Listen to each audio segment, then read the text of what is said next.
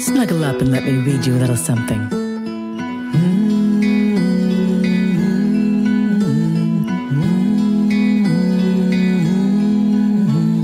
Grab a seat, a bite to eat, and settle right in. For hugs, snuggles, stories, and more, and so many sweet things in store.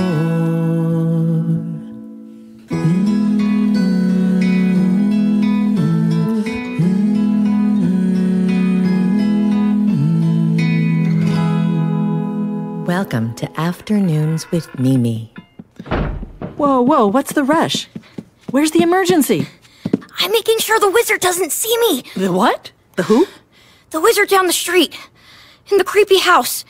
All the kids know you have to hold your breath when you go by his house. You can't step foot on the lawn. And if he comes outside, you can't look him in the eye or he'll steal your energy away, Mimi. Oh, okay. Have a glass of water and take a breath. Let's start over. The bus dropped you off today at the usual spot, right? Yup. And you and who else walked over here? My friends. Theo and JD. Theo lives in the building across the street. And JD's grandma lives in that little building behind your backyard. Uh-huh. And who started this whole thing about the wizard? As far as I'm aware, we have no wizards, witches, gremlins, trolls, Dybbuk's, or other worldly entities in this neighborhood, and I should know. I've lived here a long time. On the corner.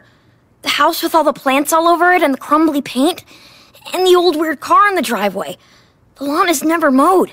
JD's cousin's big brother, who told him, who told JD's big brother, and he told us that a wizard lives there and his yard is full of booby-traps. His cousin said even their uncle knew about the creepy house when he was a little kid. Uh-huh.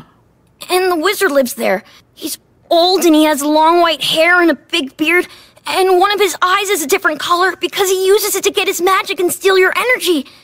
That's why sometimes he doesn't look old. He comes out of the house and has short, dark hair, like Baba. Right. You know, kiddo, judging people for what they look like isn't very kind. I'm surprised you think this. Here, hold that. This basket? What are we... sorry, Mimi. He does look different sometimes, and his house is creepy. And if the big kids say he's a wizard, he must be, right? Right, Mimi? Right? Big kids are cool, but they don't know everything. Here, take that too. There we go. Now we're all set. Come with me. Mimi, where are we going? Who are we bringing these snacks to? Why are we going to... Oh no! Mimi, we're walking right over... We cannot go to the creepy house!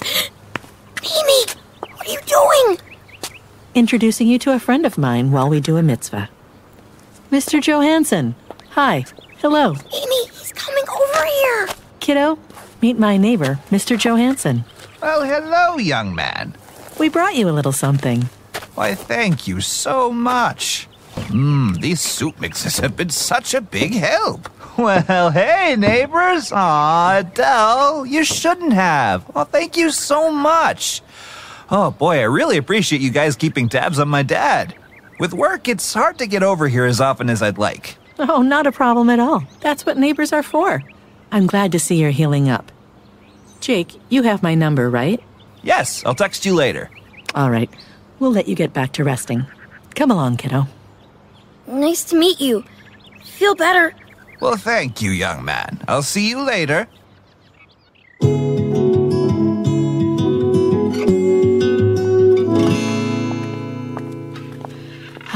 Back home. Go ahead on in. So, Mimi, he's not really a wizard? No. Mr. Johansen is a sweet, quiet man. You don't remember this, but when you were a baby, he used to come over for Shabbat dinner and sing to you. Oh, really? Like, he held me? Yes, indeed. You used to settle right down. You loved his singing. And now would Ima or Baba or I let someone who wasn't a kind, good person we trusted hold you? I guess not. So, he's not a wizard after all. And he doesn't transform. His son just comes over sometimes. Mm-hmm. Now that that's all settled, would you like a snack? Can I snuggle up and hear a story first? Sure. Okay. Mimi? Yes? Why did everyone tell me Mr. Johansen is a wizard if he's really just our sweet neighbor? Well, sometimes when kids, people in general, see someone different from them or they don't understand something, they make up a story in their mind. And sometimes that story gets repeated so often and changed that people start to believe it as fact. Oh, I see. Do you have a story about that? I do indeed. Slide on over here, Neshama. Once upon a time, very long ago, there was a little village. And in the little village, there was a little boy named George. Now, George was mischievous. You know what that means, right? Yes, he sometimes liked to cause trouble. Correct. George would try to listen in on the grown-ups' conversation or his friends, but he would get so excited he wouldn't hear the full story. Instead, he would run off to share the secrets he had learned with anyone who would listen. Uh-oh. Yep. One day, George saw Mr. Miller taking a package and some letters off of his neighbor, Mrs. Burton's porch. George ran through the village. Thief! Thief! Mr. Miller is robbing Mrs. Burton's house! People got all worked up and nervous. Mr. Miller stealing? Would he steal from them next? Luckily, the mayor calmed everyone down. Everyone relax, he said.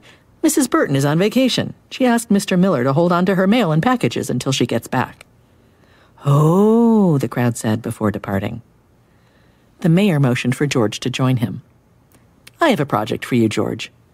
For me? Asked George. He felt important talking to the mayor.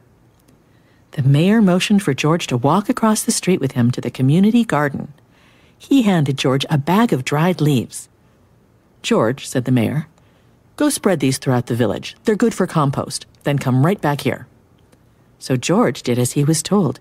He spread some leaves by the playground, down the street near the shul, in front of his own family's house, near the post office, and for good measure, near Mrs. Burton's driveway.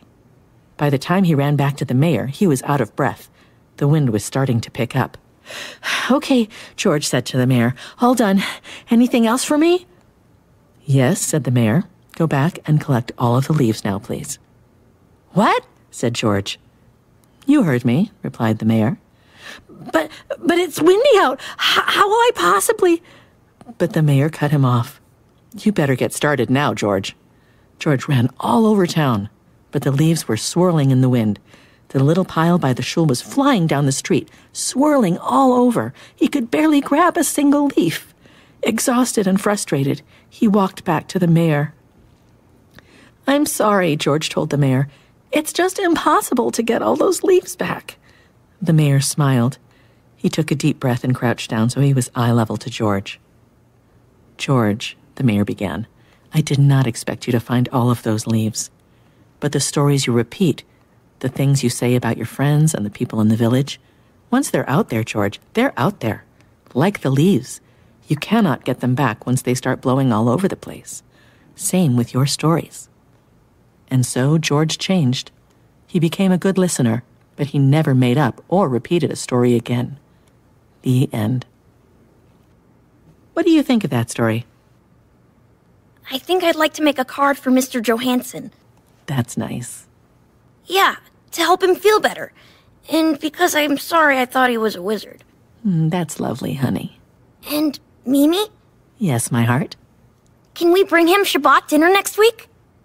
Absolutely. There are 2 lessons Kiddo learns in this episode.